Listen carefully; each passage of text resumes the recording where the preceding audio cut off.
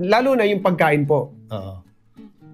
Kung merong bara po yung tubo ko, na yung mga Artery. valve, yung arteries po, sa puso, kung mahilig ako kumain ng baka, kung ano-anong mga meat dyan, goodbye na po ako. Wala na po. Hindi na po mangyayari ang interview na to. Oo. Kaso po hindi ako kumakain nun eh. Oo. Hindi naman po ako naiinggit kapag may kumakain sa akin sa harapan ko. Kasi nakain ko na yun dati. Natikman ko na yun. So, hindi po ako naiinggit. So, para po sa inyo, pwede na rin po kayo hindi mainggit kung nakakain na rin po. Dito na po kayo dun sa mga ikalalakas, ikahaba ng buhay ninyo. Anong secret mo to staying fit and looking young?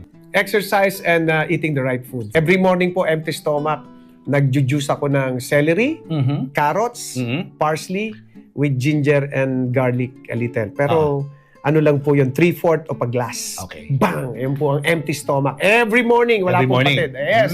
Ano effect Yun nun? po. Yun po ang papasok muna sa sistema nyo, sa dugo nyo, sa mga ugat nyo, yun muna po.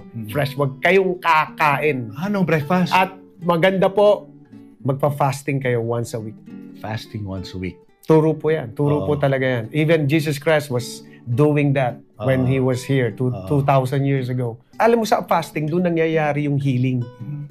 Marami tayong nagbabantang sakit, lalo na yun sa mga 50 or 40 pa lang, 40 above pa lang sa mga sa dumi ng mga kinakain po natin. Ang daming processed food na kinakain po natin. Sa bahay nyo lang po, I'm pretty sure marami sa inyo mga magic sarap dyan, mga betchin dyan, processed food na kinakain natin. Soft drinks, naku po.